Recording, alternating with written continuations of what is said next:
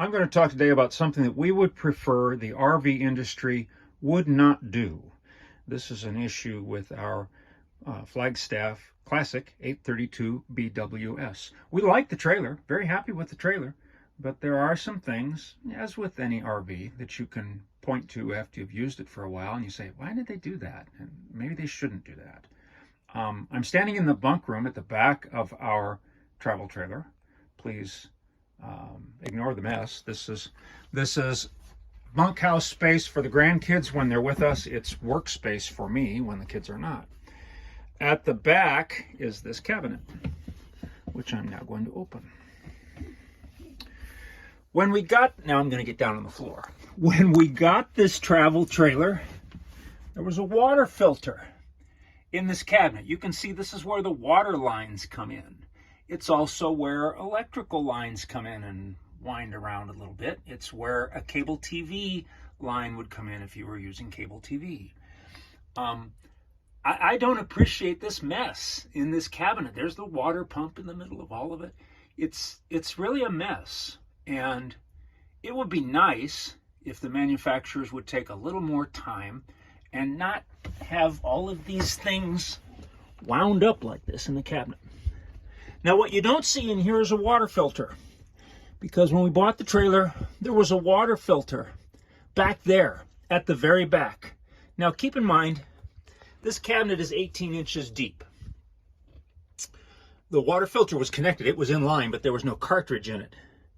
Well, it was clear to me that there was going to be no way I would be able to change the cartridges in that water filter back there in the back of the closet. It was a simple sediment filter.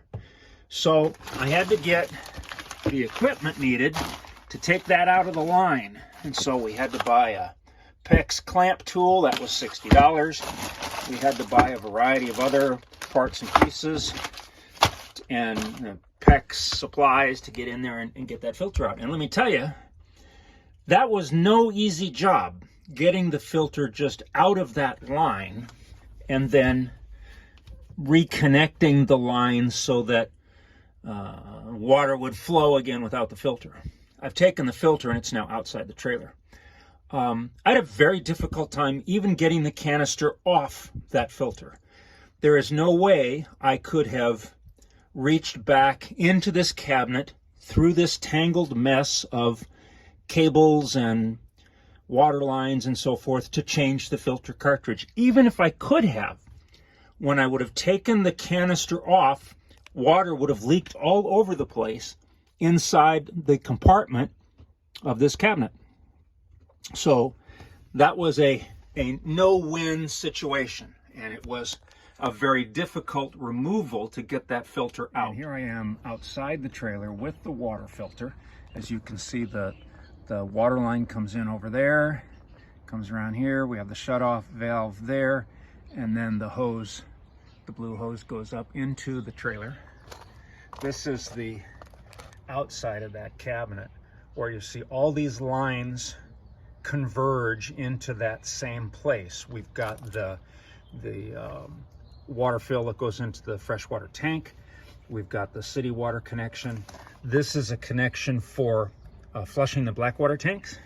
This is an antifreeze inlet, which we will never use because we live in California, and so we don't need that. We're not going to travel to any place where we would need that.